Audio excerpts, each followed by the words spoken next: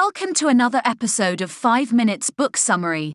Today we are going to explore the book, Good Strategy, Bad Strategy, The Difference and Why It Matters, by Richard Rumelt. It explores the concept of strategy and how to develop effective strategies. Rumelt argues that many organizations and individuals have a flawed understanding of strategy and frequently engage in bad strategy. According to the author, good strategy has three key elements: a clear diagnosis of the problem at hand, a guiding policy for dealing with the problem, and coherent actions that support the guiding policy. Rumelt argues that too many strategies lack a clear diagnosis of the problem and are instead focused on generic goals and vague objectives. The author provides several examples to illustrate the difference between good and bad strategy.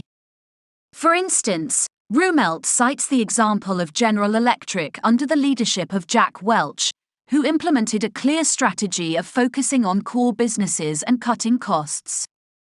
This strategy was effective because it had a clear diagnosis of the problem, the need to focus resources and cut costs, a guiding policy for dealing with the problem, focusing on core businesses, and coherent actions to support the policy, divesting non-core businesses and cutting costs. In contrast, Rumelt cites the example of Kodak, a company that failed to adapt to the digital revolution in photography.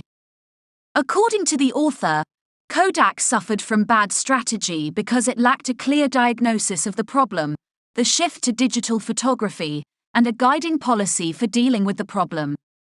Instead, Kodak focused on generic goals, such as increasing revenue and market share, without a clear understanding of how to achieve those goals in the face of digital disruption. Rumelt also argues that organizations and individuals need to be willing to challenge their assumptions and make tough decisions in order to develop good strategy.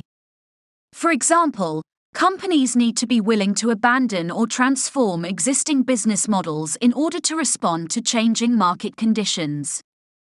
In conclusion, Good Strategy, Bad Strategy, The Difference and Why It Matters, is a thought-provoking book that offers a fresh perspective on strategy and the importance of clear thinking and decision-making.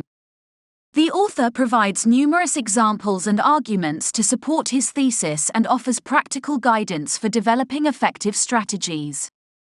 The book is a must-read for anyone interested in understanding the difference between good and bad strategy and how to create strategies that achieve real results.